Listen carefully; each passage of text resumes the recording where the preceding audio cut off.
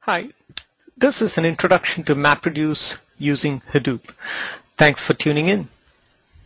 Hadoop is open source software that uses a cluster of commodity machines to process large amounts of data.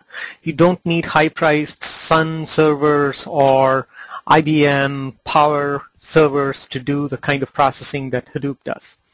The MapReduce algorithm is used by Hadoop to do several important functions.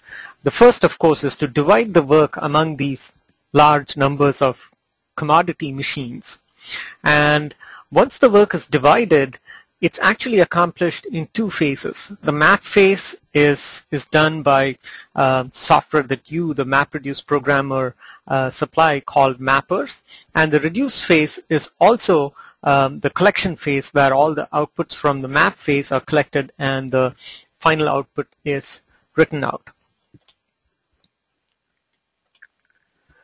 If you look at a pictorial representation of this, let's say that the input is some large big data set. It could be a single large file, a terabyte, maybe more, a directory of files, a large database table, etc. There is an input split method. This method is supplied by the MapReduce framework. It's written in Java. You can override it with your own input split also. It divides the input into different mapper inputs. Each split is fed to a specific mapper. Now, the input is actually fed to the mappers in the form of key-value pairs. And these keys and values can be defined by you, the programmer, by choosing different input splits. The mapper method will actually specify what type of input it takes.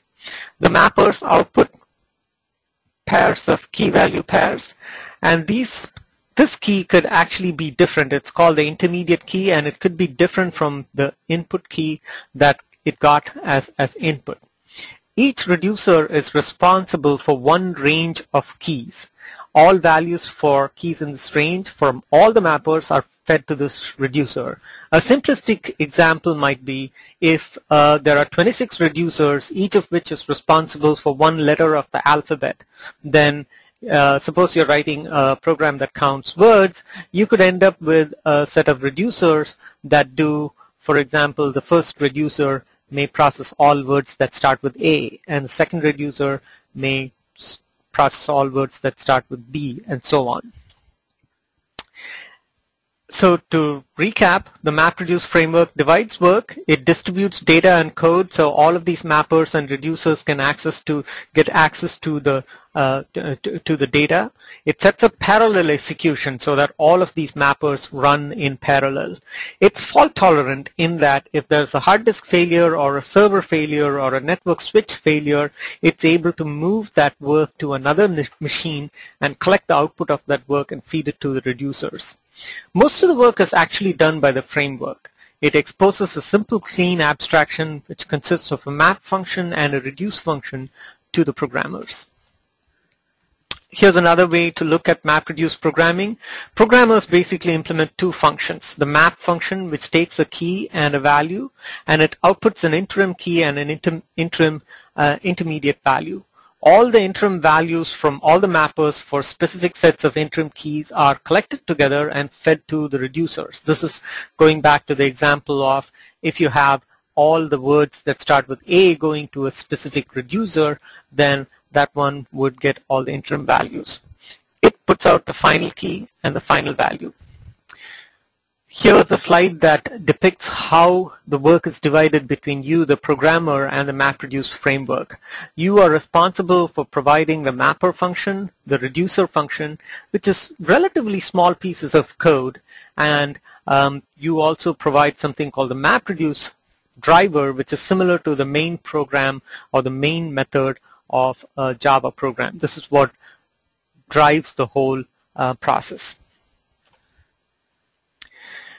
In the next slide, we're looking at a basic word count example which serves as kind of the hello world for the Hadoop ecosystem. Before I dive into that, I should mention that the AltoScale Cloud Workbench, Hadoop Workbench, includes Eclipse configured to talk to your own instance of Hadoop, and all of the code that I talked about here, the mapper function, the reducer function, and the MapReduce driver are generated using templates that you can just fill in. It works appropriately for this word count example, but you can change the input split, and you can change the inputs and the outputs to the mappers, and you can change the output interim outputs. Before I dive into the word count example, let me show you a quick view of the Workbench console. This is the Workbench in another tab in my Firefox browser. The big window in the middle is the cloud desktop. This is actually the desktop of a machine running in the cloud, a virtual machine. It has all the GUI tools that you're familiar with. For example, here's Eclipse. I'm going to start up Eclipse by pushing on the button. There is a little dock bar on the bottom which has specific fixed functions, Eclipse, Pentaho. This is an interesting function. It's called Browse HDFS, and there's also a Browse Uploads directory. Let me tell you a little bit about the Uploads function. On the left here, you have a blue toolbar that's in your browser that helps you bridge between your own laptop or desktop and the cloud desktop that's connected to your Hadoop. If you want to upload a file, you can click on this green up arrow-like icon, which is File Upload. You can use the clipboard to copy and paste into the cloud desktop and from the cloud desktop to your local computer. You can also use this invite by email function to invite somebody else to share your desktop, should you choose to do that. Finally, there's a record function that records your desktop and its operations. So here's the MapReduce, here's the Eclipse configured to talk to Hadoop, and I'm going to show you something very rudimentary. I'm not going to show you a complete example of word count. That's available in another recording, but this is exactly how you would go about starting the project. You would create a MapReduce project, and you would create a reducer and a mapper. You would write a few lines of code, and you would submit the job to the Workbench.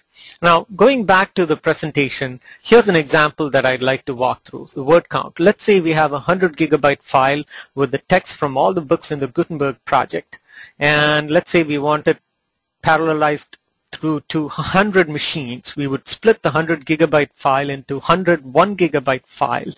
This is the job of the input split. It would feed each of those 1 gigabyte file to a mapper.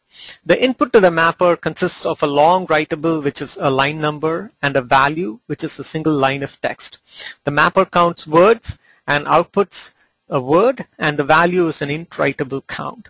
So let's say there are 26 reducers. Reducer 1 gets all the words that begin with A, reducer 2 gets all the words that begin with B, etc. All the A words from all the mappers are collected and sent to reducer 1.